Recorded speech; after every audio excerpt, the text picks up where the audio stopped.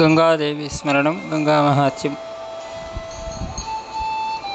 అనేక తీర్థాలలో స్నానం చేయడం కంటే గంగానది స్నానం గొప్పదని, నదులలో గొప్ప తీర్థమైనటువంటి గంగానది ప్రాశస్త్యాన్ని గురించి కూడా పూర్వము మనకు మహాభారతంలో అనుశాసన పర్వంలో కూడా భీష్ముడు ఇరసేపై ఉండి కూడా కాలాన్ని ప్రతిష్ఠిస్తున్నప్పుడు అప్పుడు ధర్మరాజుల వారితోటి తెలిపినటువంటి వృత్తాంతాలు కూడా అనేకం ఉన్నాయి. అయితే గంగానదిని ఎవరైతే స్మరిస్తారో, గంగానదిలో ఎవరైతే స్నానం ఆచరిస్తారో వారందరికీ కూడా అనేక పుణ్యఫలాలు కలుగుతాయని చెప్తున్నారు. గంగానది తీరంలో అన్నదానము, దీపదానము, గంగాహారతి, యజ్ఞము, యాగము ఇత్యాది క్రతువులన్నీ కూడా దేవాలయ విగ్రహ ప్రతిష్టలు ఇత్యాది అన్నీ కూడా గంగానది తీరంలో చేయడం వల్ల అనేక విశేషమైనటువంటి ఫలాలు కలుగుతాయని చెప్పేసి మనకు పెద్దలు సూచించారు.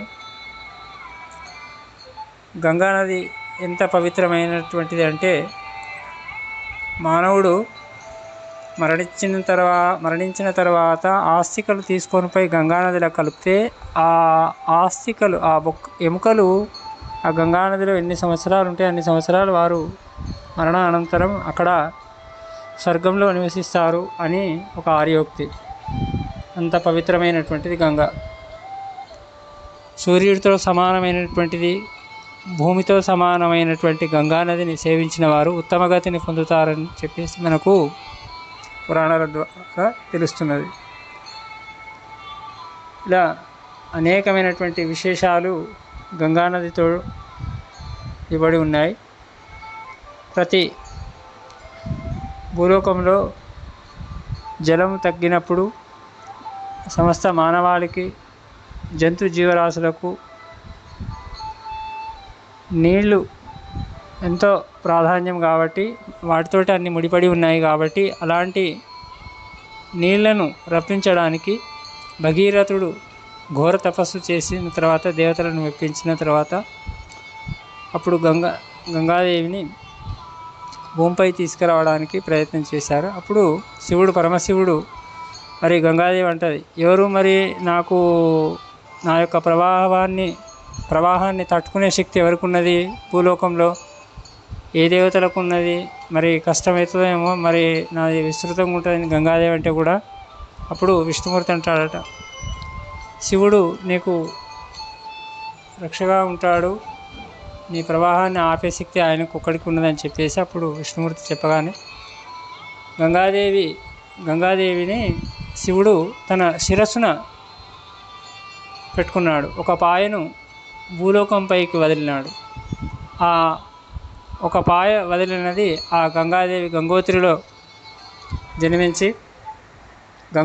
జన్మించిన తర్వాత, గంగానది జన్మస్థానమైనటువంటి గంగోత్రిలో జన్మించిన తర్వాత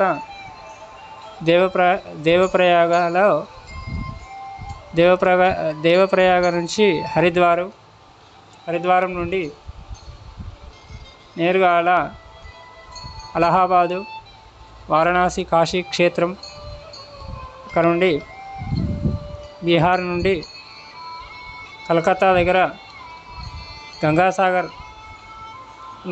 అక్కడ సముద్రంలో కలుస్తున్నది.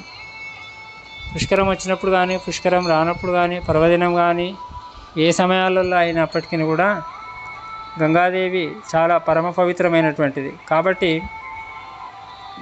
గంగానదిలో స్నానం ఆచరించడం మహాపుణ్యప్రదం. ఎవరైనా గంగకు వెళ్ళాలనుకొని వెళ్ళలేనటువంటి వాళ్ళను, పోలేని పరిస్థితిలో ఉన్నటువంటి వారిని కూడా తీసుకువెళ్ళి గంగానది దర్శించి అక్కడ స్నానం చేయించినట్టయితే కూడా వారికి అనేక విశేష ఫలములు కలుగుతాయి. సమస్త శుభాలకు నిలయమైనటువంటి గంగానది. అయితే గంగాజలం లేని దేశం అన్నీ ఉన్న వెలుతురు లేనటువంటిది. కాబట్టి గంగా అనేది మన భారతఖండంలో భారతదేశంలో ఉండడం మనకు ఆనందదాయకం. అయితే అలా గంగానదిని సేవించినటువంటి వారు ఉత్తమ గతిని పొందుతారని చెప్పేసి కూడా తెలుపబడ్డాది. అలా అంటే ఆ కాలంలో జనపదాలు ఉండేవి, ప్రాంతాలు. ఆ ప్రాంత తీరాల ఆశ్రమాలు, పర్వతాలు, నదులు అనేకమైనటువంటిగా ఉండి అందులో ఉన్న దాంట్లో గంగానది ప్రవహించే దేశం, జనపదం, ఆశ్రమం పుణ్య దృష్టితో చూస్తే శ్రేష్టములైనవి అని చెప్పేసి అన్నారు. గంగాదేవిని సేవించినటువంటి జీవుడు పొందే ఉత్తమ గతి తపస్సు, బ్రహ్మచర్యం, యజ్ఞం, త్యాగం వాటికంటే కూడా ఎక్కువ ఫలితం వస్తుంది. అందుకే అంటారు గంగా, గీత, గోవు ఈ మూడు చాలా పరమ పవిత్రమైనటువంటిది. గంగానది తీరంలో పుష్కర సమయంలో అన్నదానం కానీ, పుష్కర సమయం లేని సమయంలో కూడా గంగానది తీరంలో ఎప్పుడైనాను కూడా అన్నదానం చేసినను అక్కడ ఒక దీపం వెలిగించి దీపధార పసుపు కుంకుమ జలానికి సమర్పించినట్టయితే కూడా ఆ గంగమ్మ యొక్క అనుగ్రహం సిద్ధిస్తుంది అని మనకు అనేక పురాణాల ద్వారా తెలుస్తున్నది. గంగా అత్యంత విశేషమైనటువంటిది, అత్యంత పుణ్యప్రదమైనటువంటిది. మరణించినటువంటి పితరులకు గంగా తీరంలో శ్రాద్ధ కర్మలు ఆచరించినట్టయితే కూడా విశేష ఫలం కలుగుతుంది అని తెలిపారు. అలా త్రివేణి సంగమ స్థానమైనటువంటి అలహాబాద్ అక్కడ పిండ ప్రధానం ఆచరించినట్టయితే కూడా సేవించిన ఆ పితరులు ఉత్తమ గతిని పొందుతారని చెప్పేసి మనకు కొన్ని పురాణాల్లో తెలుపబడ్డాది. అలా ఆ విధంగా గంగాదేవి గురించి ఎంత చెప్పినా తక్కువనే. అలా భగవతి గంగానదిని భాగీరథుడు ఘోర తపస్సు చేసి కిందికి తీసుకొచ్చి ఆ విధంగా అనేక పర్యాయములు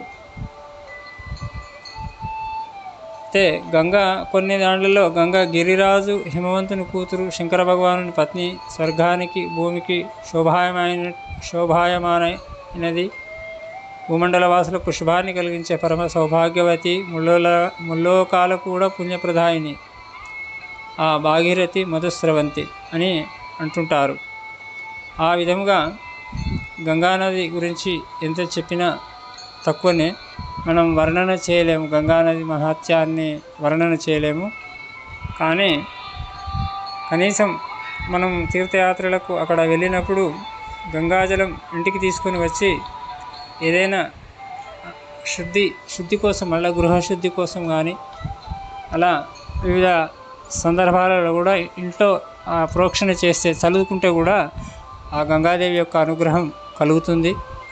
ఎవరైతే ప్రతిదినం స్నానం చేసే ముందు గంగా గంగా గంగా అని స్మరణ చేస్తే కూడా ఆ గంగాదేవి యొక్క అనుగ్రహం కలుగుతుంది. గంగా స్నానమే స్నానం దక్కుతుంది అని చెప్పేసి అంటారు.